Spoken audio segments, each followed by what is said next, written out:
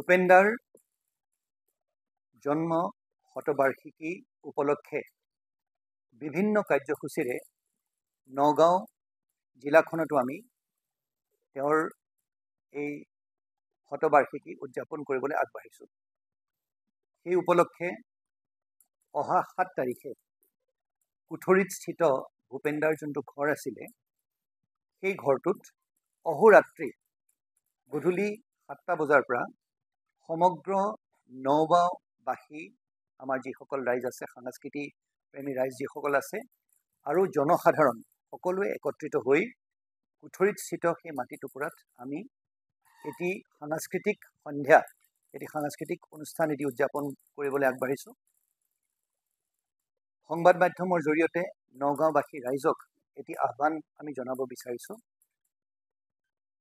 8 তাৰিখে গধূলি তেওঁলোকে যদি সমগ্ৰ নগাঁও জিলাখনত, এইটো আমাৰ অনুৰোধ মাত্ৰ, ভূপেন্দাৰ আমি সকলোৱে সমগ্ৰ অসম আমি তেওঁৰ অনুৰাগী। ইতিমধ্যে আমাৰ সন্মানীয় বিধায়ক মহোদয়ে এই অনুৰোধ জনাইছেই।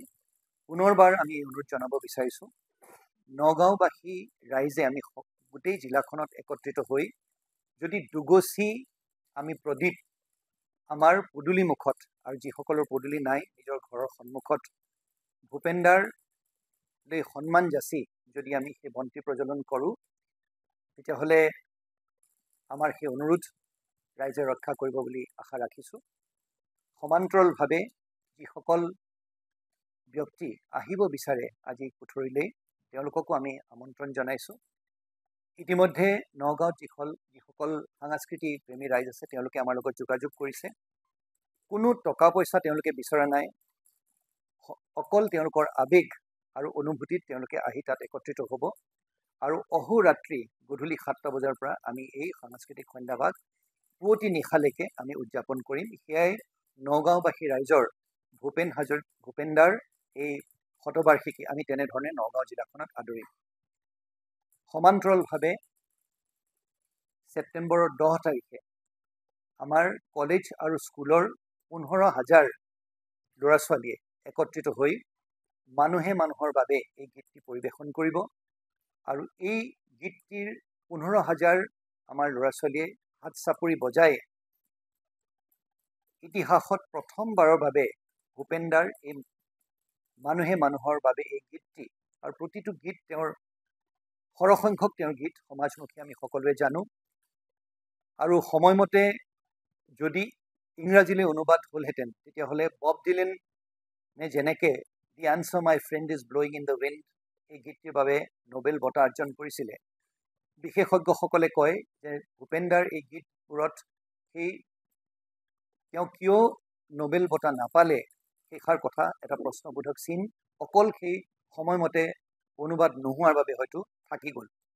আজি সমগ্ৰ অসমে একত্ৰিত হৈ আজি এই উৎসৱ ভাগ উদযাপন কৰিবলৈ আগবাঢ়িছে।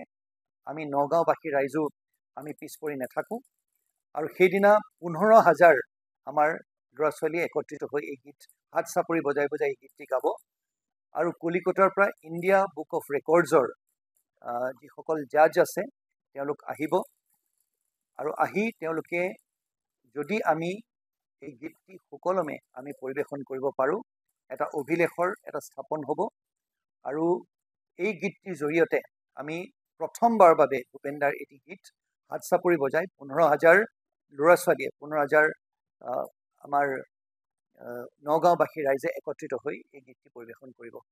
এই দুটিয়েই কাৰ্যসূচী, 3টি কাৰ্যসূচী আমি সকলোৰে সহায় সহযোগিতা বিচাৰিছোঁ।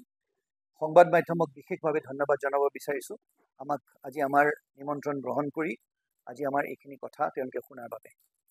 আৰু আমাৰ মাজত যিসকল ইতিমধ্যে আমাৰ কলেজ আৰু স্কুলসকলৰ যিসকল আমাৰ অধ্যক্ষসকল আহিছে তেওঁলোক সকলোকে মই বিশেষভাৱে ধন্যবাদ জনাব বিচাৰিছোঁ। আজি তেওঁলোকে অত্যন্ত সুন্দৰকৈ তেওঁলোকে পৰিচালনা কৰিছে। এটা ট্ৰেক এটা বনোৱা হৈছিলে, সেই গীতটি তেওঁলোকে কলেজে কলেজে তেওঁলোকে পৰিৱেশন কৰিছে আৰু ল'ৰা ছোৱালীসকলক শিকাইছে আৰু গোটেইখিনি আমাৰ ছাত্ৰ ছাত্ৰী 9 তাৰিখে আমাৰ এটা ৰিহাৰ্চেল আছে, ড্ৰেছ ৰিহাৰ্চেল এটা, আৰু সেই ড্ৰেছ ৰিহাৰ্চেলত মুগাৰ ছোৱালীবোৰে আমাৰ যিসকল কন্যা সন্তান আছে তেওঁলোকে মুগাৰ মেখেলা, ৰঙা পাৰীৰ চাদৰ আৰু ৰঙা ব্লাউজ পিন্ধিব, আৰু যিসকল পুৰুষ তেওঁলোকে এটা বগা কুৰ্তা আৰু যিকোনো এটা অকণমান ডাৰ্ক ৰঙৰ পেণ্ট এটা পিন্ধিব। সেইখিনিয়ে কথা অৱগত কৰিবলগীয়া আছিলে। আপোনালোকক বিশেষভাৱে ধন্যবাদ জনাইছোঁ। নমস্কাৰ।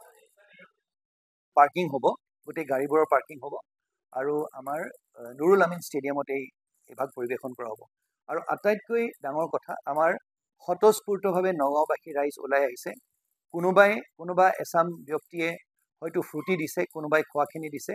ইয়াত কাৰোৰ পৰা আমি এক পইচাও অনুদান লোৱা নাই, সম্পূৰ্ণ নিজৰ আৱেগত নগাঁওবাসী ৰাইজে, জিলা প্ৰশাসনে আগভাগ লৈছে হয়, কিন্তু সম্পূৰ্ণ নগাঁওবাসী ৰাইজে একত্ৰিত হৈ এই অনুষ্ঠান ভাগ পাতিছে। ৰাতিপুৱা 11টা বজাত পালেহেঁতেন। আপুনি চাওক, the answer my friend is blowing in the wind, তাৰ যোনটো গীতৰ যোনটো lyrics, how many seas must a man should have sailed before you call him a man? The answer, my friend, is blowing in the wind. The answer is blowing in the wind. তাত আমি ভূপেন্দাৰী গীতটি লওঁ যদি, মানুহে মানুহৰ বাবে যদিহে অকণে ভাবে, অকণি সহানুভূতিৰে ভাবিব কোনে নোপোৱা। তাত প্ৰতিটো গীত, প্ৰতিটো কলি আপুনি চাওক, প্ৰতিটো ভূপেন্দাৰ গীত আপুনি চাওক। আজি বব ডিলেন ডাঙৰীয়ালে সেই সন্মান আমি যাচিছোঁ, কিন্তু সমান্তৰালভাৱে এইষাৰ কথাও কৈছোঁ, সদায় সেই আৱেগ মনত থাকিব যে ভূপেন্দাই সময়মতে ইংৰাজীত এই গীতখিনি অনুবাদ হোৱা হ'লে হয়তো ভূপেন্দায়ো নোবেল বঁটা পালেহেঁতেন। সেইটো সদায় থাকিব মনত, আৰু প্ৰতিজন অসমীয়াৰ মনত এই কথাষাৰ জাগ্ৰত হয় বুলি মোৰ মনোভাৱ।